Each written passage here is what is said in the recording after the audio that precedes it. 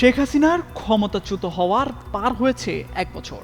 দেশের নির্বাচনী হাওয়া বইলেও কোণঠাসা কার্যক্রম স্থগিত আওয়ামী লীগ। এ অবস্থায় নির্বাচনের আগেই দেশে অস্থিতিশীল পরিস্থিতি তৈরি করতে মরিয়া দলটির নেতাকর্মীরা।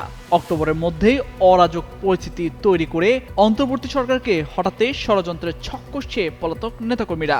আর এই পরিকল্পনার অংশ হিসেবে রাজধানীতে লাখ লাখ মানুষ জড়ো করতে চায় আওয়ামী লীগ। প্রতি বিপ্লব করে ফেব্রুয়ারি নির্বাচন বানচাল করা ও ক্ষমতাচ্যুত আওয়ামী লীগকে পুরনো চেহারায় ফিরিয়ে আনা, এই দুলক্ষেই ষড়যন্ত্রের ছক কষছেন তারা। ইতিমধ্যে একাধিক গোয়েন্দা সংস্থা সরকারের উচ্চ পর্যায়ে এ বিষয়ে বিভিন্ন ধারণাপত্র ও সতর্কবার্তা দিয়ে রেখেছে।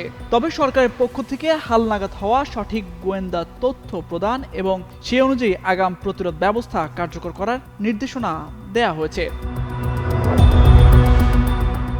অ্যাকশন প্ল্যান সম্পর্কে আইনশৃঙ্খলা বাহিনীর সূত্র বলছে, মূলত পুরো পরিকল্পনা বাস্তবায়ন করা হচ্ছে ভারতে অবস্থানরত আওয়ামী লীগের একটি কোর গ্রুপ থেকে।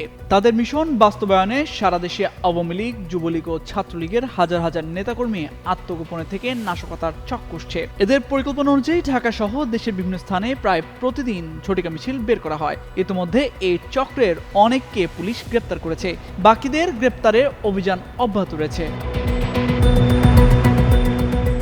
এদিকে নাশকতা ঠেকাতে আগাম বার্তা পেতে কাজ করছে পুলিশের সাইবার ইউনিটগুলো। সাইবার ইউনিটের একজন কর্মকর্তা জানান, সাইবার স্পেসেও শক্ত অবস্থান গড়ে তুলেছে আওয়ামী লীগের নেতাকর্মীরা। তারা বড় ধরনের মিছিল আয়োজনের প্রস্তুতি নিচ্ছে। প্রধান টার্গেট রাজধানী ঢাকা ঘেরাও করা। এজন্য প্রথমে রাজধানীর 4 দিক থেকে হঠাৎ 1 ঘন্টার ব্যবধানে হাজার হাজার নেতাকর্মী ধানমন্ডির 32 নম্বরে জড়ো করা নিয়ে তারা বেশি সক্রিয়। পুলিশ এ সংক্রান্ত বেশ কিছু গুরুত্বপূর্ণ তথ্য সম্পর্কে নিশ্চিত হওয়ার পর পাল্টা পদক্ষেপ নিতে শুরু করেছে। জানতে চাইলে অতিরিক্ত আইজিপি খন্দকার রফিকুল ইসলাম যুগান্তরকে বলেন, পরাজিত শক্তি নানাভাবে আইন শৃঙ্খলা পরিস্থিতি ও সমাজে শান্তি শৃঙ্খলা বিঘ্ন করার অপচেষ্টা করছে। দুর্গাপূজার মধ্যে ধর্মীয় সেন্সিটিভিটি কাজে লাগিয়ে সাম্প্রদায়িক সম্প্রীতি নষ্ট করার চক্রান্ত চলছে। এ কাজে দেশের বাইরে থেকেও নানাভাবে ইন্ধন দেয়া হচ্ছে বলেও আশঙ্কা করছেন গোয়েন্দা সংস্থাগুলো। পুলিশের ঢাকা রেঞ্জের ডিআইজি রেজাউল করিম মল্লিক বলেন, কোনো ফ্যাসিস্ট সন্ত্রাস বিরোধী কাজ করলে রেহাই পাবে না।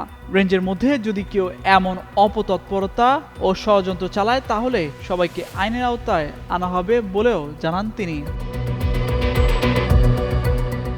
তামজিদ মির্জা, যুগান্তর নিউজ।